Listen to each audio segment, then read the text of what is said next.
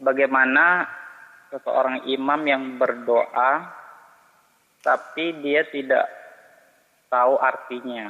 Kemudian dia juga berdoa tidak menyertakan doa ibu ayah. Bagaimana demikian? Satu lagi Buya, ada yang mengatakan ketika imam membaca waladhdallin itu boleh kita makmum menambahkan Rabbighfirli wali walidayya. Apakah benar demikian? Hanya itu yang ingin kami tanyakan Buya. Terima kasih. Baik, yang pertama adalah jika ada orang berdoa apakah imam atau yang lainnya.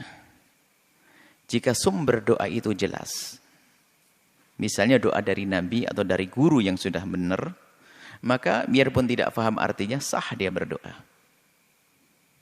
Sah dia berdoa. Karena ini doanya baginda Nabi. Tapi kalau tidak jelas sumbernya, jangan-jangan bukan doa. Kutukan jangan-jangan. Kalau ada seorang kiai alim yang memberikan ijazah, tolong baca ini. Biarpun tidak paham baca, nggak apa-apa. Karena yang memberi adalah seorang alim, tidak akan menjerumuskan. Tapi kalau nemu di mana saja main potong matang sini, akhirnya ya sama seperti orang memberi nama mentang-mentang di Al-Quran namanya rojim, syaitoni rojim kan jadi setan namanya. Jadi kalau itu biarpun bahasa Arab harus pertama kalau dari orang yang sudah kita percaya dia orang baik boleh kita baca langsung, biarpun tidak mengerti artinya. Tapi kalau tidak ada sumber yang jelas kita harus tahu artinya. Jangan-jangan artinya menjerumuskan. Jadi sah saja kalau memang sumbernya jelas dan dia adalah orang awam. Sumbernya jelas, kemudian dia baca, biarpun tidak paham artinya adalah sah. Karena dia berdoa, dia ngerti maksudnya. Barangkali kiainya ngomong begini, kamu baca ini semoga hatimu tentrem. Dia nggak ngerti, baca Allahumma, nggak ngerti dia, biar hatinya tentrem. Bahkan ada orang baca Rabbana atina fid dunya hasanah, kan ada di dalam Al-Quran, cuman nggak ngerti artinya. Apa sih doanya?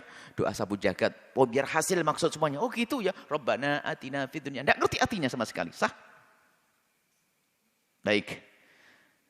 Kemudian jika yang kedua adalah setelah membaca waladhdallin jangankan kalau makmum bebas dia. Karena makmum hendaknya dia di saat makmum dianjurkan mendengar bacaannya imam. Sehingga kan urutannya dalam membaca itu disunnahkan makmum itu membaca surat Al-Fatihah setelah imam.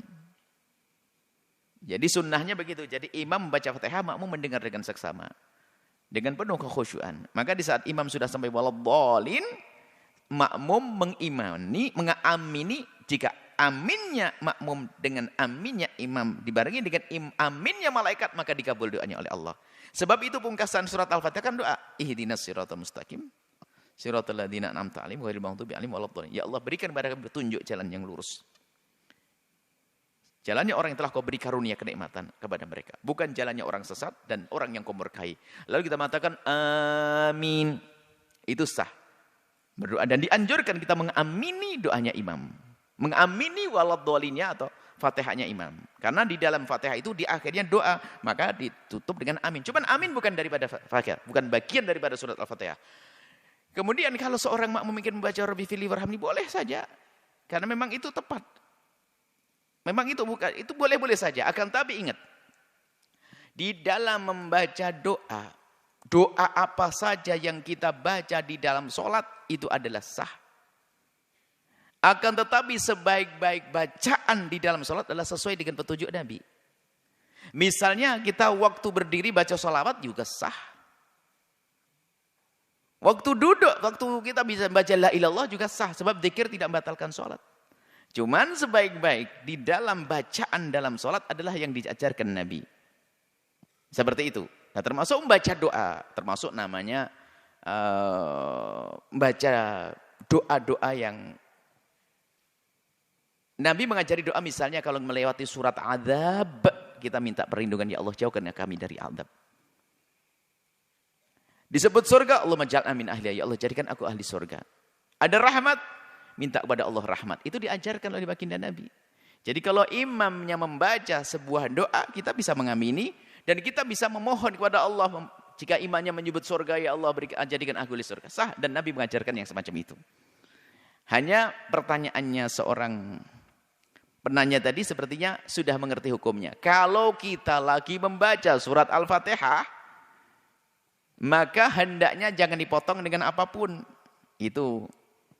Jadi kalau kita sudah selesai urusan Fatihahnya atau sebelum baca Fatihah nggak apa-apa. Kita sambut imam baca waladhdallin, kita langsung amin, kemudian kita baca doa, boleh. Seperti itu.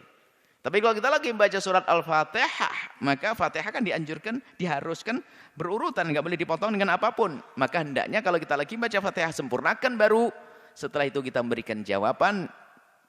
Kalau memang setelah selesai baru kita minta. Kalau imamnya baca surat panjang, surat setelah Fatihah, surat ada adab, kita baru minta. Tapi kalau kita lagi baca surat Al-Fatihah, jangan. Lanjutkan Fatihah kita, baru nanti kita kalau dengar imam membaca surat adab, kita minta perlindungan, dijauhkan dari adab. Kalau ada surga disebut, minta surga. Itu setelah kita membaca Fatihah, itu saja. Wallahu a'lam bishawab. Afwan Bu, tadi ditanyakan juga bagaimana kalau berdoa tapi tidak mendoakan ke orang tua, Bu? Oh, kalau ada seorang berdoa tidak mendoakan orang tua, ya doanya sah-sah saja, akan tapi ada kekerasan, kegersangan di hatinya.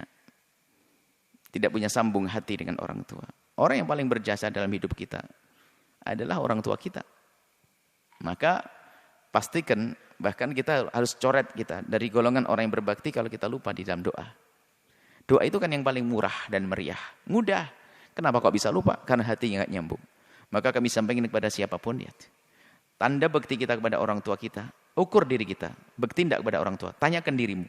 Kalau kita dalam setiap berdoa ingat orang tua, ini insya Allah tanda kita orang berbakti. Setiap sholat. Setiap kita berdoa ingat orang tua. Bawa orang tuamu dalam doamu. Kalau ada orang yang meninggalkan orang tua dalam doanya, dia adalah orang yang jauh dari orang tuanya. Khawatir. Hatinya memang hati durhaka, hatinya hati yang gersang. Seperti itu. Ada pun doanya juga sah-sah saja. Akan tapi mungkin dia lupa. Atau dianggap sudah dengan hatinya sudah dia berdoa. Cuma dia lupa diucapkannya. Itu sah. Cuma untuk koreksi untuk semuanya. Jika diri kita banyak doa, lalu orang tua kita tinggal, maka menunjukkan hati kita ini sama orang tua kurang dekat. Khawatir kita termasuk golongan orang yang durhaka kepada orang tua. Allah.